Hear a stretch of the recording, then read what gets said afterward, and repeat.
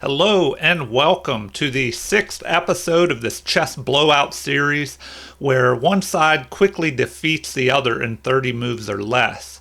And today's game will feature Bobby Fischer with the white pieces playing against a computer in 1977.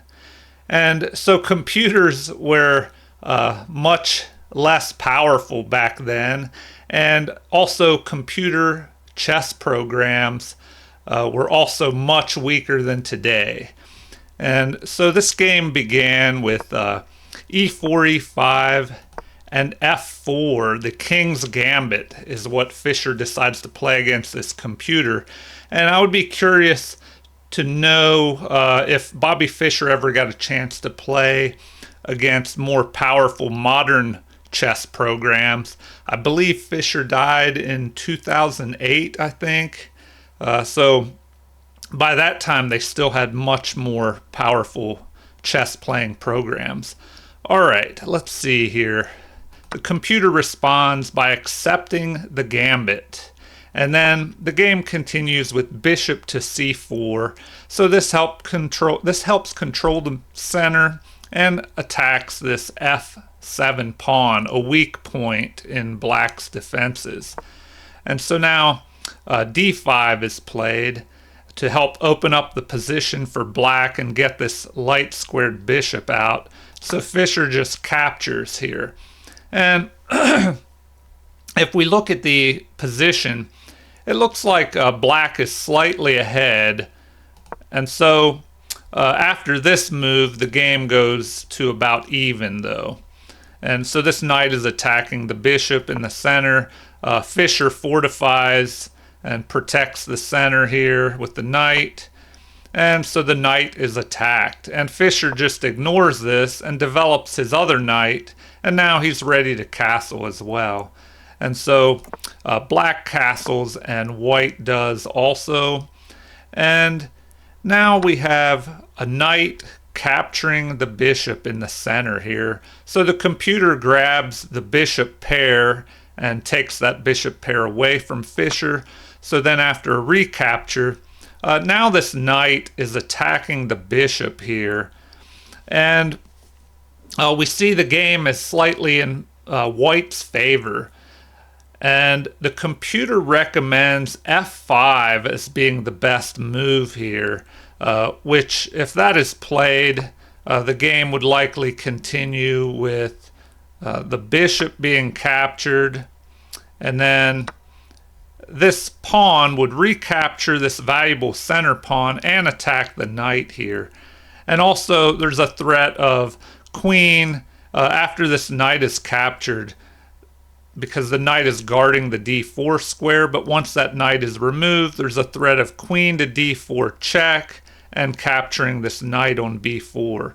And so Fischer plays c3 to protect the knight, but more importantly to cover this d4 square.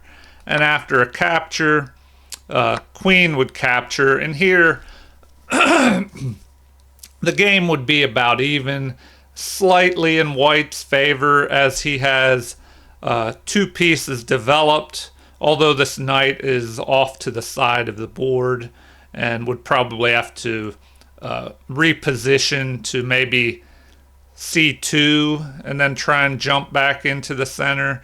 But the queen and rook are putting pressure along with possibly the bishop after this d-pawn moves on this pawn. Anyway, if we go back to what happened in the game, after knight takes on d5, we have bishop retreating from this attack by the knight and also helping protect this f4 pawn. But now the evaluation has jumped to almost a full pawn in white's favor. And so if we look at the material, we have 7 pawns with white to 7. So material is even, although black has the bishop pair. White has a little stronger center here and a slight lead in development. And so Fischer plays d4, helping control the center of the board. And after g5, to protect this pawn, which after this d4 pawn moved by white, the bishop and the knight were putting pressure on this pawn.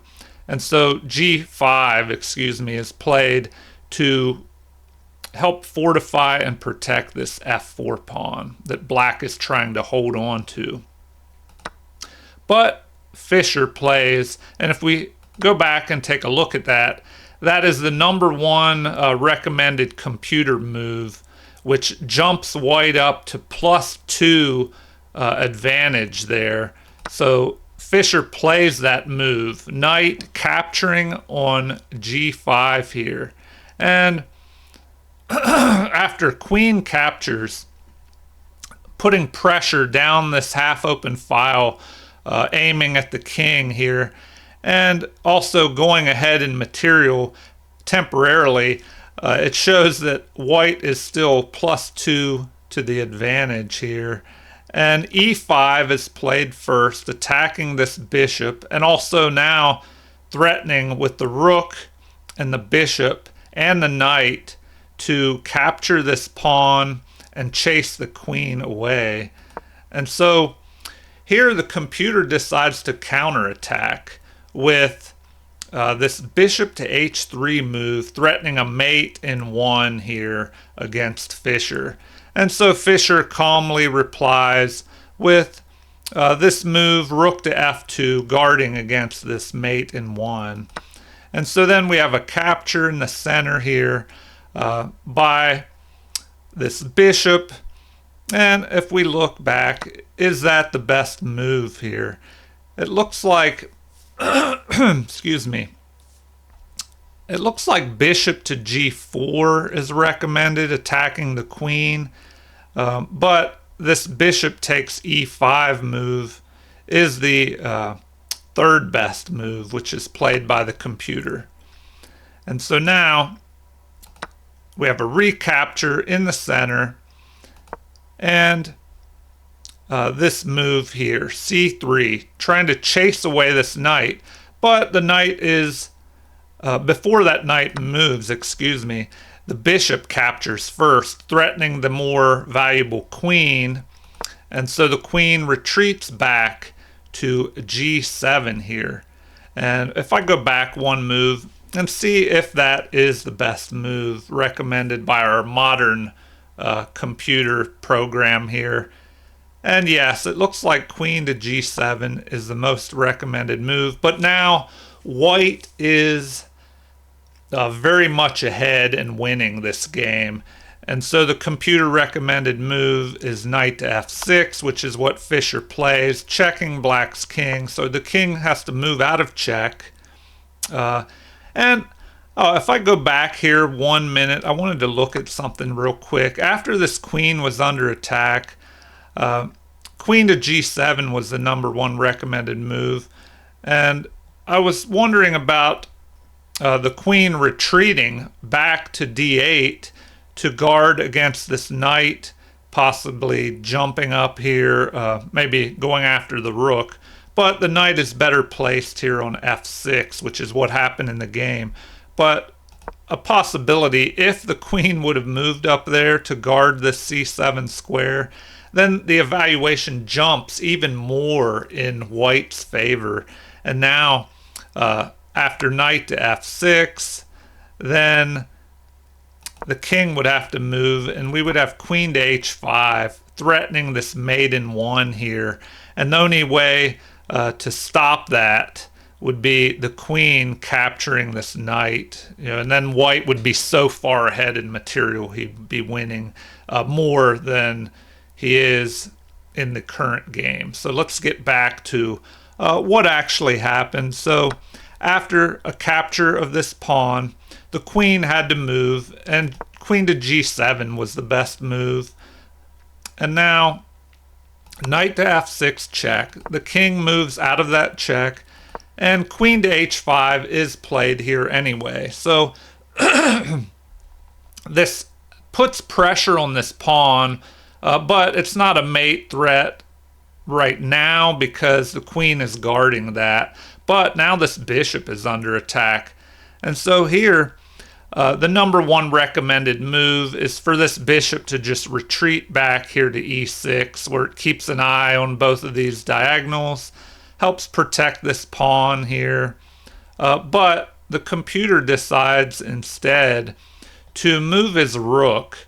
So perhaps it did not like this bishop threat here to h6, attacking the queen and then being able to capture this rook for free. So that's why, because the queen could not move here, or the knight would just capture the queen, so nothing would be able to protect the rook if it had stayed here on f8. So that's probably why the computer moved the rook to d8. And now we have queen capturing the bishop. So Fischer is ahead even more now, and it's really a chess blowout. So after the computer tries to get this other rook in the game and the knight, and so we have rook to f7. So Fischer is just increasing the pressure here, bringing a rook into the attack on black's king side. And after a queen move here to try and keep an eye still on this h7 square, where a checkmate can be threatened if this queen does not keep watch on this pawn. Excuse me, the computer is anticipating a rook to g3 move, and so here the queen would have been kind of trapped, because the queen has to keep an eye on this h7 pawn. So the computer anticipated that maybe it could move down this diagonal to keep an eye on this pawn. But if we look, the queen covers this square, the knight covers e5, or excuse me, e4 here. The pawn is covering d3, so the only available square would be c2 here. Now, the computer recommends the best move as being rook to g3 here, but Fischer plays a safer move, just covering this c2 pawn and preventing the queen from being able to escape here.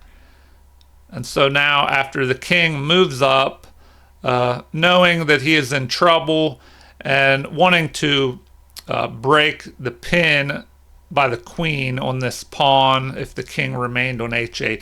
And so anyway, the game continues with the queen being attacked by rook to g3, which Fischer plays, pinning the queen to the king here.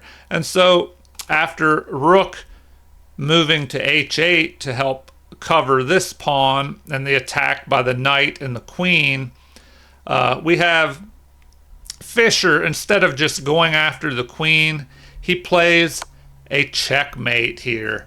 And so the queen moves up to h6 with checkmate, and the queen cannot capture here, as the queen is pinned to the king by this rook.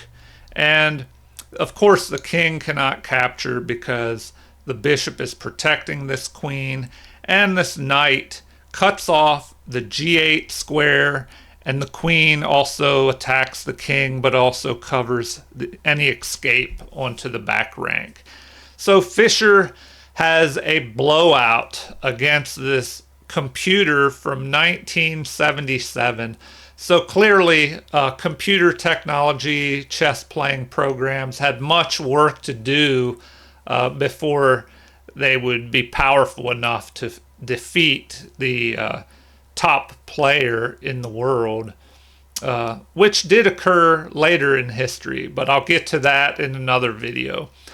All right, well, I hope you enjoyed this video, this chess blowout of Bobby Fischer versus a computer in 1977. And if you've enjoyed this video, please like and subscribe. Feel free to leave comments or suggestions, and enjoy more of my videos at my Nick Butts Chess channel. Thank you and have a great day.